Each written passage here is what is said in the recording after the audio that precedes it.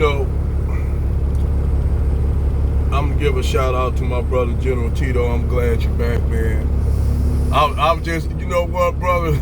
If you run into this video, man, I was just mentioning looking for your ass, man. I'm like, man, where that nigga Tito at? I heard this nigga in a long time. Then all of a sudden, your channel just popped up out of nowhere and shit. I guess I done spoke your ass up out the void. But welcome back, General. My nigga General Tito, hardcore Tito back. Y'all gonna show that nigga some love, man. But I want to make this video because I got something to say. And I was happening to listen to these so-called white supremacists talk this bullshit. And like I noticed, most of these white motherfuckers, white nationalists, they project a lot. Almost, I'm just keep it real, almost how a lot of these black women do. They project a lot of their behavior on us. You dig? When they know they wrong, in the wrong, they project a lot. Basically, it's like, see, y'all do it. And the thing is, when you have violence in the inner city, most violence in the city is not out the void. It's not just motherfuckers waking up one day, and just saying, I'm gonna wake up, drink some coffee in the morning, eat me some breakfast, you know, read the newspaper, do a crossword puzzle, and then go out there and just start shooting motherfuckers. It's not like that. Motherfuckers think that motherfuckers who don't live in an urban environment don't understand the shit that goes on in the black community, because they outsiders looking in. You dig? They think, you know, for what the news say, such and such, 2 people got shot up on the corner of 36th and 27th Avenue, and then that first thing they'll say is just random violence, like somehow black people just committing random violence, wake up in the morning or get out at night like they going to work to shoot motherfuckers. It's not like that. It's never been like that. Black people don't commit random violence like that. It's reactionary violence. Like, for instance, if I had a beef with another nigga on another block, and this nigga did something, and this nigga trying to take over my block, I'm gonna go and put in some work on him just because he trying to take over my block.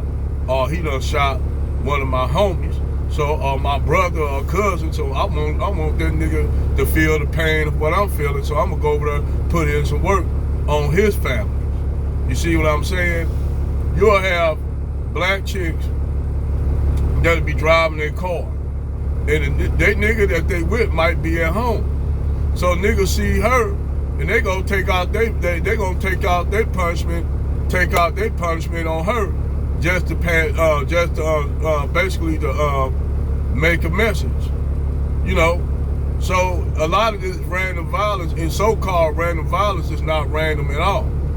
It's reactionary, and that's why I'm tired of these white people running around here thinking that we committing random violence, and it's not random. It's not out the void. And I hate when Charles and White sit up there and talk that shit. When you know, yes, the black community, I would say, cannibalized itself. But when you got a community that lack resources and opportunity, damn, I'm sounding like Swords, Willie P. But when you have a black community that prolonged exposure to poverty, and your community lack resources, what the fuck you think gonna happen? You know, what the fuck you think? What you think it's gonna be? You gonna have that. You gonna have them results when you have a community that lack resources, lack hope.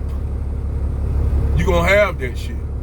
So that's why I say when white people run around talking about it's just violence in the black community, that's not true. It ain't right. It ain't random. It's reactionary. Now, yes, sometimes that violence does spill. Damn, I'm looking at this dude backing. But sometimes, yes, violence do spill outside the community. And I do agree with fucking Charles Willie P when he said that y'all white, that you, some of you white people, not all, but a lot of you white people that talk their shit, y'all get the niggas y'all deserve. Y'all get Pookie and Lil Ray Ray knocking on your window with their Glock. And then you just think it's just reactionary, that they just doing it, right? It's racism. No, motherfucker, it's a crime of opportunity.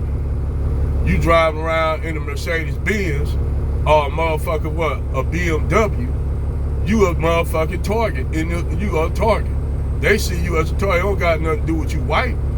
It could be two black people driving in a motherfucker BMW and get lost, and niggas see you out there. You a crime of opportunity, motherfucker. It ain't because you white. I don't know why white people think that bullshit, because it's racism. First of all, in order to be a racist, that means you gotta be able to you gotta prevent people from having resources and keep them from having resources in their community. Like, we can't keep white people, we don't have control over the system where we can prevent white people from getting certain things. So black people do what they gotta do to survive. Whether it be some niggas selling dope on the block, chicks out here motherfuckers selling cat on Instagram and all that shit, showing pictures and prostituting and shit. You know, they motherfuckers trying to eat. If we didn't have those, you know, I ain't gonna say that's a completely different thing, because, you know, you got white women doing that shit. You know, they don't have to do it. They just want to make, it's a way of making money.